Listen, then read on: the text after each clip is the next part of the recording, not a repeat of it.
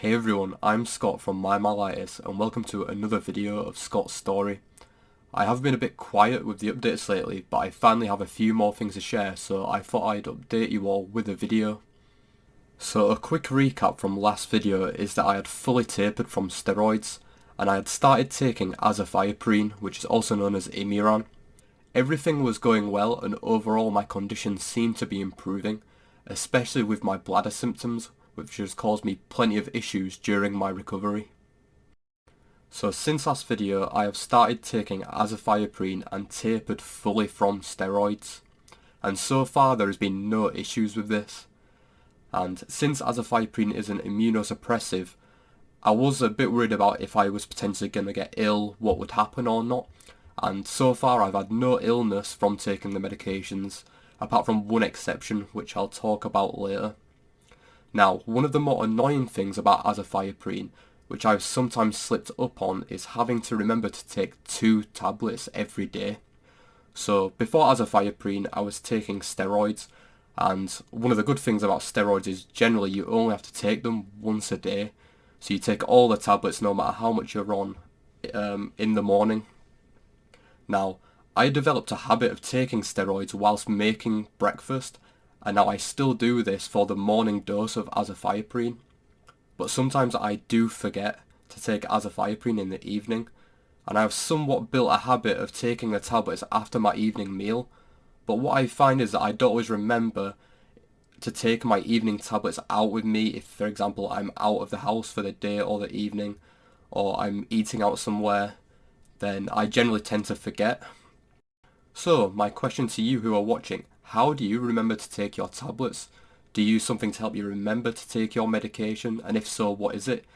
Let me know in the comments section below. So next I'll talk about physical therapy.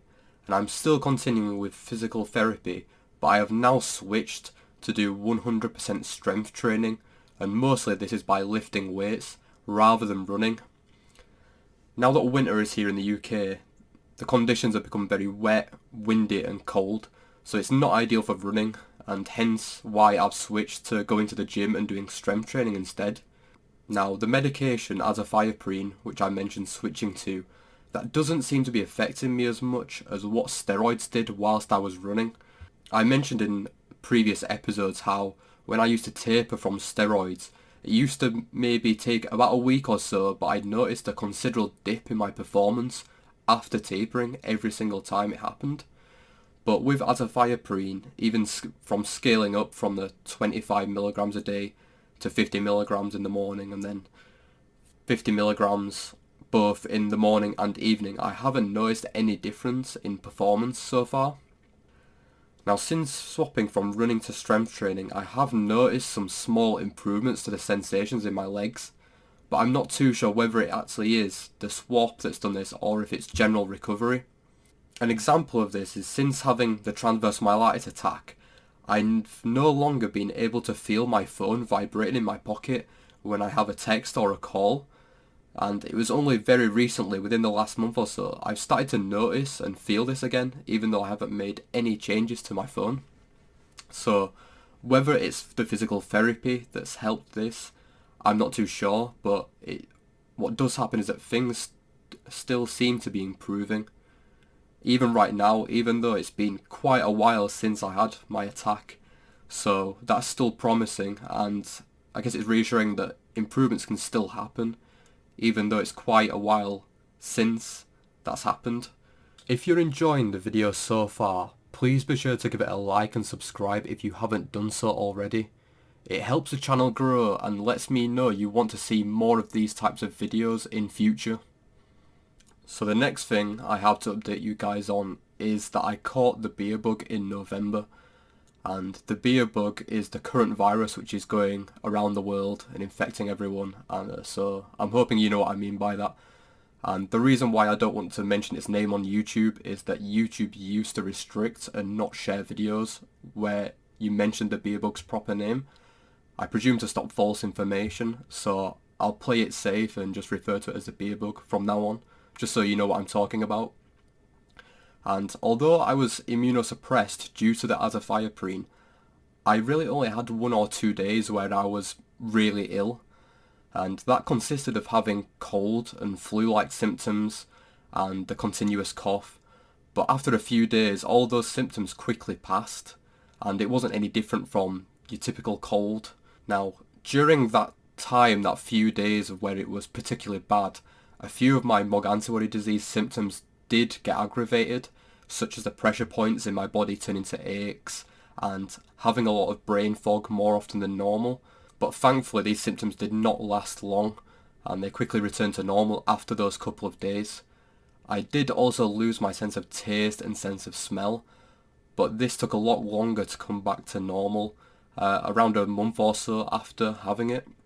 But overall, the experience, I think it was reassuring that when I caught it, there wasn't a big reaction and it didn't make me really ill, and I didn't end up in hospital or anything like that, especially with the medication that I'm currently taking, suppressing my immune system, as that was the big uncertainty, is that I did not know how I was going to react to it when I caught it.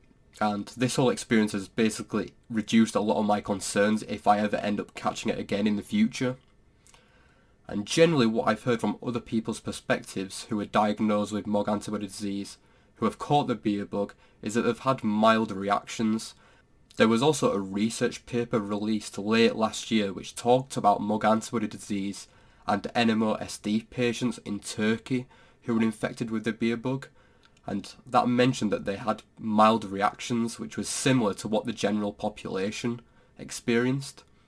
Now this paper is the only one which I've seen so far talking about MOG antibody disease and NMOSD patients reacting to the Beerbug, and from what I remember the sample size was about 50 patients, so not the biggest sample size, but enough.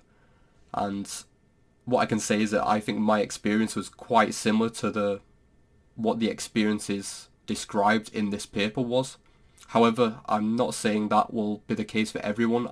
I do know patients with MOG antibody disease who have reacted badly to the Beerbug, so definitely don't take this as for granted, and a definite guarantee that you won't react to it if you haven't been infected with it already.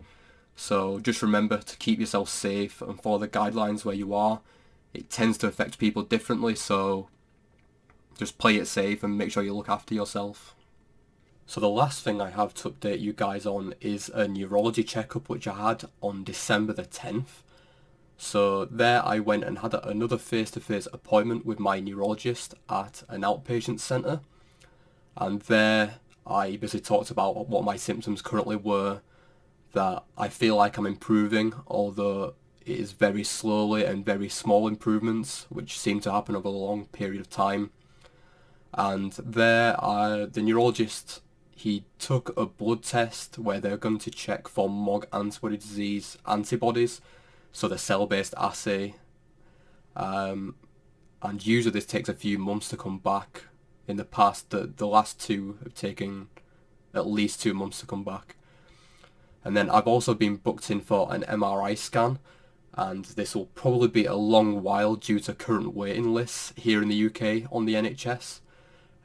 April was mentioned as the month where I might be able to get one, but it doesn't really surprise me that a lot of the services here with the NHS are likely to have a big backlog because of the Beerbug outbreak. So it doesn't surprise me that the waiting times for an MRI scan are this long, and it could end up being even longer than April before I end up getting one. Although that's not too important, I don't think an MRI scan will really show much. It'll probably show the improvements, I'm guessing. Like my 12-month scan showed a lot of improvements, so maybe this one will show even more improvements which would match up with the current symptoms that I'm experiencing. But overall it's not going to make a big difference whether we have it or not. It's more just for the record that I'm still improving and there's no new lesions really.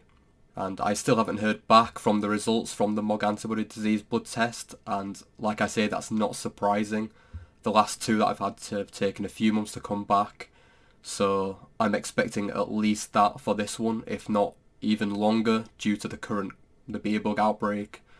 So we'll wait and see what happens, and the moment I get some new information I'll let you know how that goes. If you enjoyed the video, please be sure to give it a like and subscribe, and if you're looking for a support group to help you with your MOG antibody disease, then check out this video here.